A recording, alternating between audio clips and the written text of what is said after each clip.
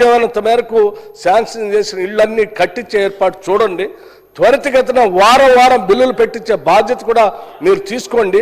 ఆ వచ్చే బిల్లులను క్లియర్ చేయడానికి ప్రభుత్వం సిద్ధంగా ఉందని అంత స్పష్టంగా చెప్తే మీరు సభలో లేకుండా వాళ్ళ మాటలు వీళ్ళ మాటలు విని మీరు ప్రజల్ని భ్రమలో పుట్టించి వాళ్ళకి ఏమి చేయకుండా ఉంటే బాగుండని బలమైన కోరికని మనసులో పెట్టుకొని ఈరోజు ఇట్లా మాట్లాడుతూ ఉంటే ఇది కరెక్ట్ కాదు అధ్యక్ష. ఈ ప్రభుత్వం మానవీయ కోణంతో ప్రజల కోసం పనిచేసేటువంటి ప్రభుత్వం. ఒక్కొక్క సభ్యుడు ఒక్కొక్క నియోజకవర్గంలో పేదల కథలు చెప్తా ఉంటే వాళ్ళ బాధలు చెప్తా ఉంటే మీరు కూడా అధ్యక్ష అక్కడి నుంచి ఆనాడు ఇందిరమ్మ ఇళ్ళు ఈ రాష్ట్రాల్లో ఈ దేశంలో ఎక్కడ లేనటువంటి పరిస్థితుల్లో మీరు ఆ రోజు ఉన్నారు, ప్రభుత్వంలో ఉన్నారు, శాసనసభ్యులుగా ఉన్నారు. ఆనాడు ఉమ్మడి రాష్ట్రంలో కాంగ్రెస్ ప్రభుత్వం ముఖ్యమంత్రిగా డాక్టర్ వైఎస్ రాజశేఖర రెడ్డి గారు మొదలుపెట్టినటువంటి సమయంలో ఇందిరమ్మ ఇళ్ళు అనేది అప్పటి వరకు రాష్ట్రంలో లక్షలాది గుడిసెలు ఉండే అధ్యక్ష. గుడిసె అనేదే లేకుండా చేయాలనేటువంటి ఉన్నతమైనటువంటి ఆశయంతో మొదలుపెట్టిన స్కీము. ఆ స్కీమ్ తర్వాత మళ్ళీ మీరు 10 సంవత్సరాలు మీరు అధికారంలోకి వస్తారు.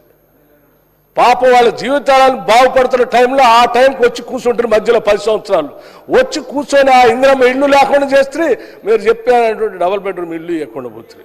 మళ్ళీ మేము వచ్చిన తర్వాతనే కదా అధ్యక్ష శ్రీనివాసరెడ్డి గారు, పొంగులేటి శ్రీనివాసరెడ్డి గారు మళ్ళీ ఆయన హౌసింగ్ శాఖ మంత్రి అయిన తర్వాత ముఖ్యమంత్రి గారు క్యాబినెట్ అంతా కూర్చొని 10 సంవత్సరాలు పాపం అన్యాయం అయిపోయారు పేదవాళ్ళు. మనం చేద్దాం వాళ్ళకి. ఒక్క గది ఇల్లు కాదు అధ్యక్ష, 5 లక్షల రూపాయలతో 5 లక్షల రూపాయలతో మేము ఇల్లు ఇస్తాము. దానికోసం ఎన్ని వేల కోట్లైన ఖర్చు చేస్తామంటే ఆ కాగితాలు చెప్తారా అధ్యక్ష వీళ్ళు? పేదలకు ఇచ్చే ఇళ్ళకి చెప్పినటువంటి కాగితాలు చెప్తారా అధ్యక్ష వీళ్ళు? ఆ కాగితాలు చింపి చెవులో పెట్టుకొని పూల్లో పెట్టుకొని పోతారు. వీళ్ళకి అధ్యక్ష పేదల పట్ల ఉన్నటువంటి నిబద్ధత ఇంకా వాళ్ళ లెక్కల గురించి మాట్లాడుతున్నారు. ఇది కరెక్ట్ కాదు అధ్యక్ష. దయచేసి సభ్యులు చెప్పిన అన్ని మా మంత్రి గారు మానవ కోణంతో ఆలోచన చేస్తూ ఉన్నారు.